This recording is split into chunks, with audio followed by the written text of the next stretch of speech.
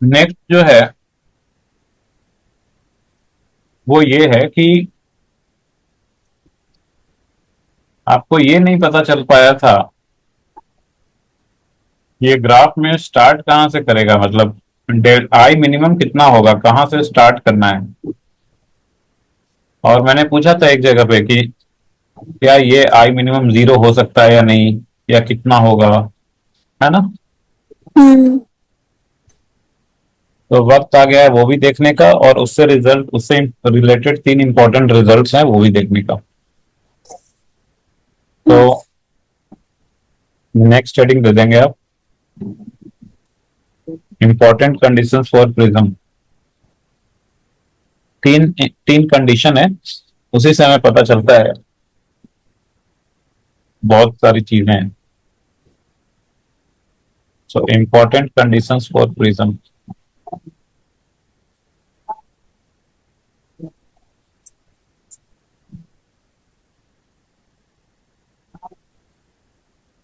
Important conditions for prism. Sir आपको पीछे से कोई डिस्टरबेंस आ रही है? मेरे पीछे से नहीं तो, नहीं, मेरे मेरे। आपके पीछे से।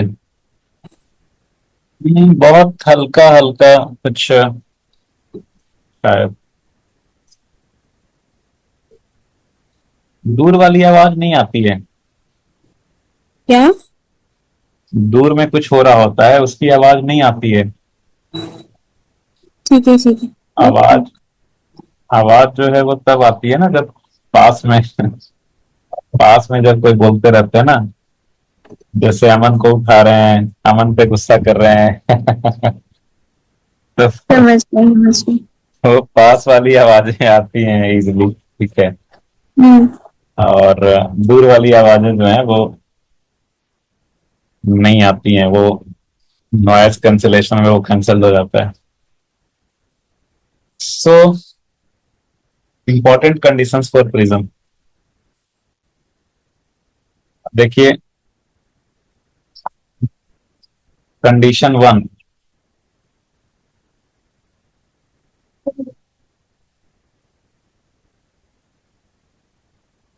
ओके। तो पहला कंडीशन है कि रिजल्ट लिख देते हैं फिर प्रूफ करता हूं, ठीक है। पहला कंडीशन है कि if A greater than two C,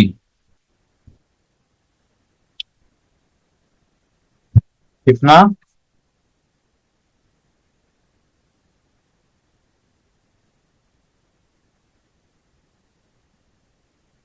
A greater than two C, तो उस केस में all rays are reflected back from the second surface, मतलब सारे सरफेसेस का टीआईआर हो जाए। और ये तो है ही नहीं।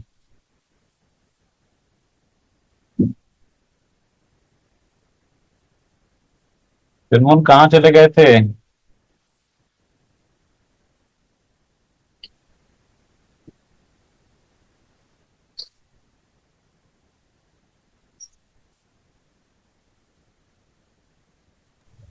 Hello.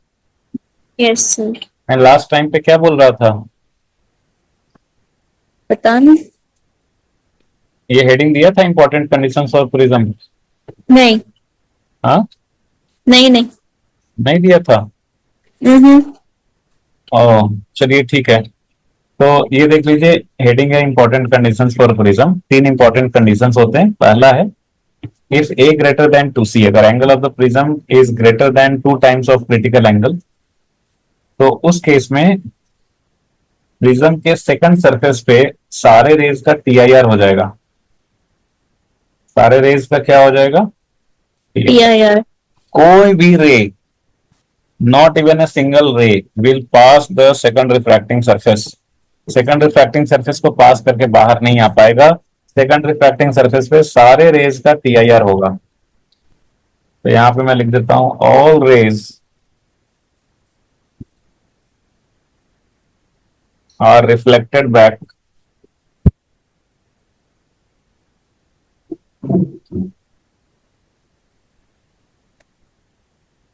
from the second surface.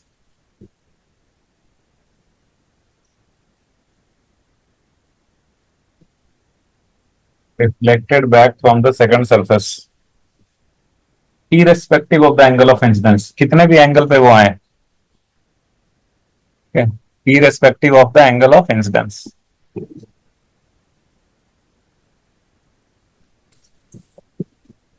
ठीक है चुनमुन. Yes, sir.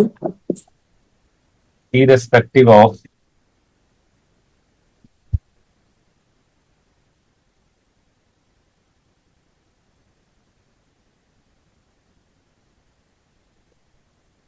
irrespective of the angle of incidence.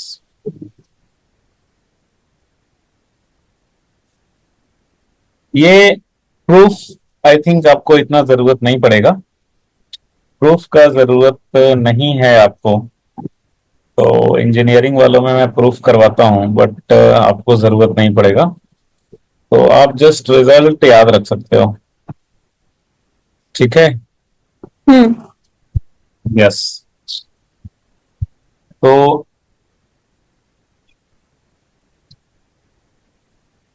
ये सब चीजें जो है ना वो पता होना चाहिए. ठीक है. नहीं तो ऐसे बहुत सारी चीजें हैं जो आप नहीं जानते होंगे, जो नहीं पढ़े होंगे.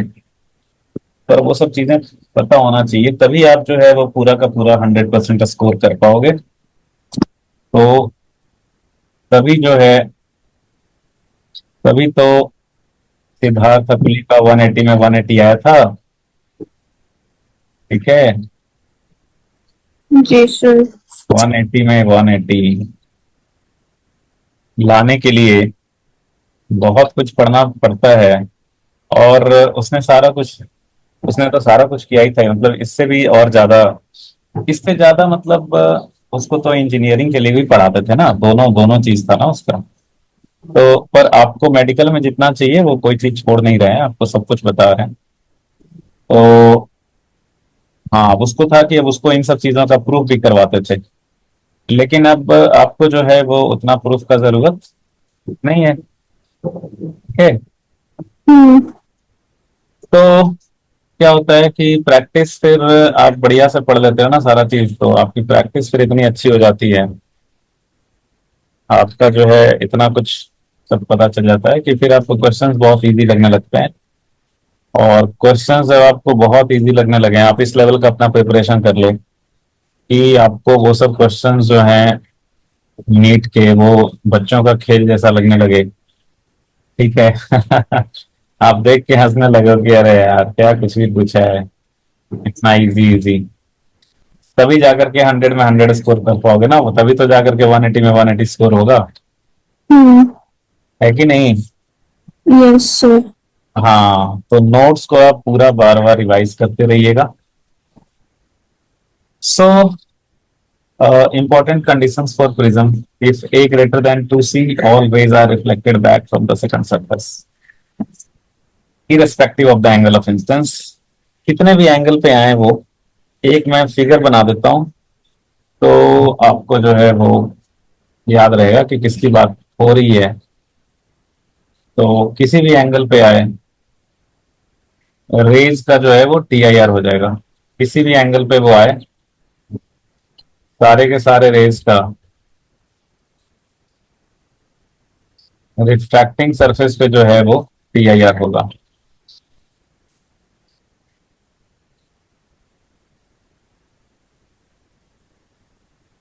एक second.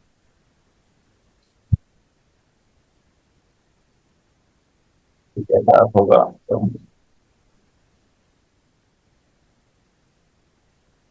देखो, ये अंदर में ही रह गया, TIR हुआ है ना. Hmm.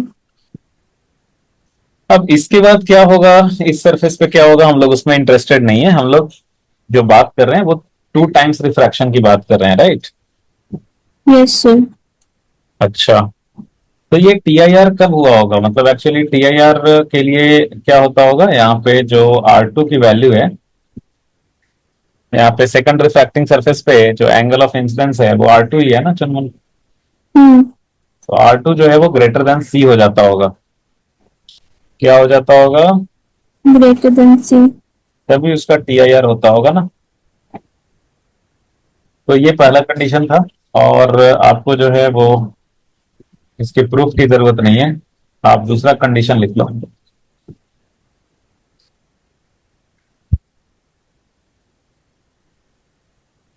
तो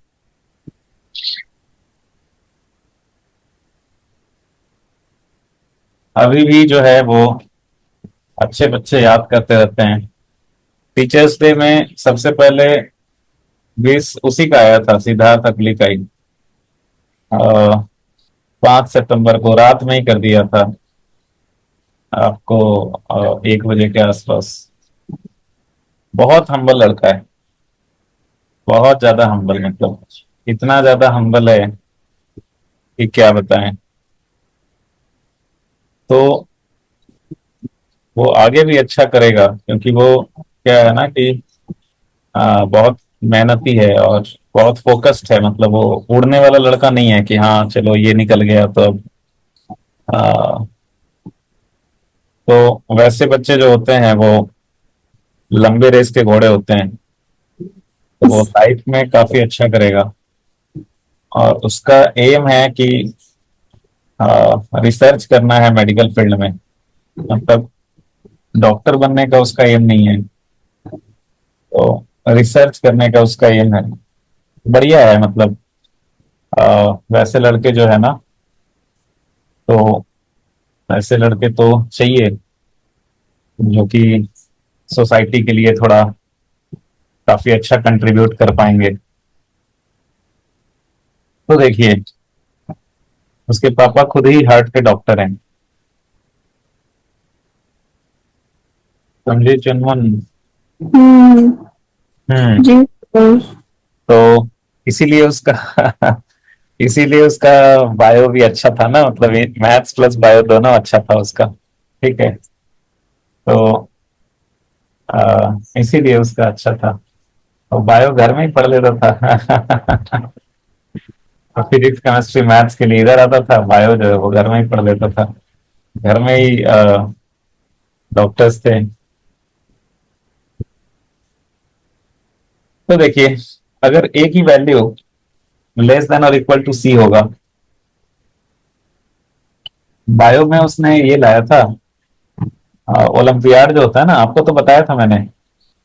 यस सर। ओलंपियाड में वो कैंप लेवल तक गया था। 30 ऑल इंडिया में 30 सिलेक्शन होते हैं कैंप के लिए, नेशनल लेवल कैंप के लिए, तो वहां तक गया था। फिर वहां से जो है वो 6 बच्चे सेलेक्ट होते हैं इंटरनेशनल के लिए, उसमें नहीं हो पाया था। और उसका बायो का कैंप था, उसी टाइम पे उसका जेई एडवांस था, और वो बेचारा दे नहीं पाया। नहीं तो जेई एडवांस में भी उसकी ठीक ठाक रैंक आती। तो तो देखिए, इफ ए लेस देन और इक्वल टू सी, तो अगर angle of the prism less than और इक्वल टू क्रिटिकल एंगल होगा, तो उसमें एक भी रे जो है उसका TIR नहीं होगा। सारे के सारे रेज जो है, सारे के सारे रेज जो है वो दूसरे साइड में जाएंगे। सारे के सारे रेज जो है वो दूसरे साइड में जाएंगे। तो इफ ए लेस देन और equal to C, no rays are reflected, no rays are reflected back from the second surface, from the second surface, irrespective of the angle of incidence,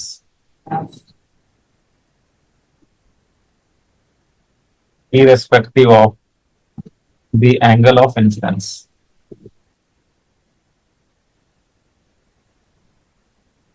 angle of incidence कुछ भी हो,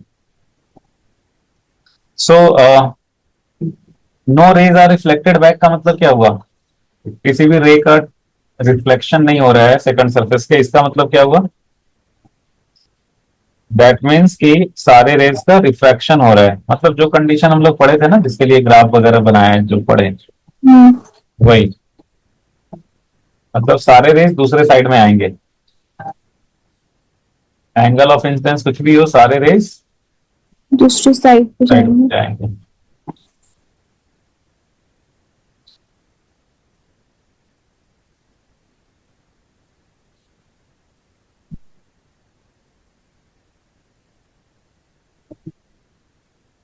so that, यहाँ पे क्या हो गया कि that means all the rays are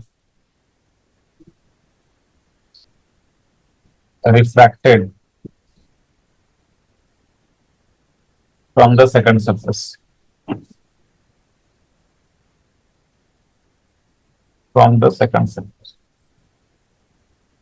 All the rays are refracted from the second surface. तो दो कंडीशन हो गया।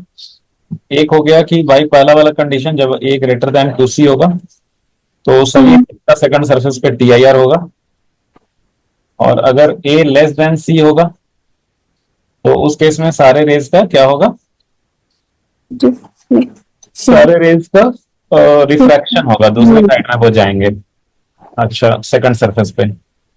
और सो ए ग्रेटर देन 2c के लिए देख लिया आपने, ए लेस देन c के लिए देख लिया, और अगर a की वैल्यू c और 2c के बीच में लाई करेगा तो, अगर c और 2c के बीच में लाई करे a का वैल्यू तो, कुछ रिफ्लेक्ट होंगे, कुछ रिफ्रैक्ट होंगे। हाँ वेरी गुड, कुछ रिफ्लेक्ट होंगे कुछ रिफ्रैक्ट होंगे, depending on their angle of incidence. तो थर्ड कंडीशन है कि if a is greater then c less than और इक्वल टू 2c, तो इसमें कुछ रिफ्लेक्ट होंगे कुछ रिफ्रैक्ट होंगे सेकंड सरफेस पे, depending on their angle of incidence. तो इसमें सम raise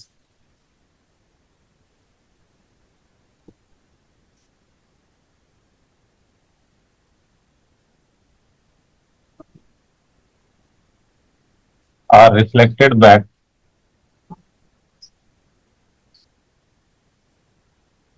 from the second surface. Some rays are reflected back from the second surface.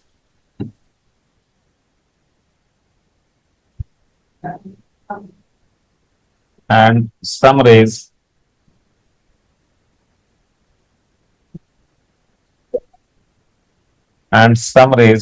are refracted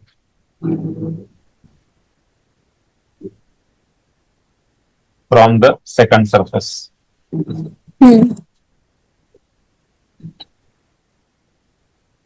Depending on the angle of incidence.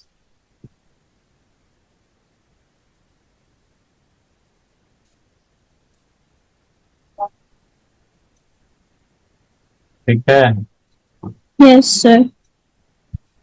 Depending on the angle of incidence. Okay okay okay, तो ये आपने तीन condition देखा, ठीक है, बहुत बढ़िया। मैं आपसे पूछ रहा था बेसिकली, ये बताने से पहले, ये वाला रिजल्ट बताने से पहले मैं आपसे पूछ रहा था कि आ, ये जो ग्राफ है, एक बार पहले भी पूछा था कि ये जो ग्राफ है, क्या आप जानते हो कि स्टार्ट होता है आपका आई मिनिमम से। मैंने पूछा था कि ये आई मिनिमम की वैल्यू कहाँ से, ये जीरो हो सकता है क्या, ये मैंने पूछा था, राइट।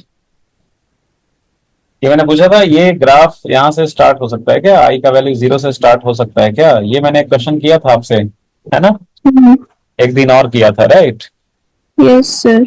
अच्छा, ये आई मिनिमम से क्यों स्टार्ट हो रहा था ग्राफ, क्योंकि आई लेस देन आई मिनिमम होता था तो क्या हो जाता था, TIR हो जाता था। आई लेस देन आई मिनिमम होता था तो क्या हो जाता था चुनमुन, TIR।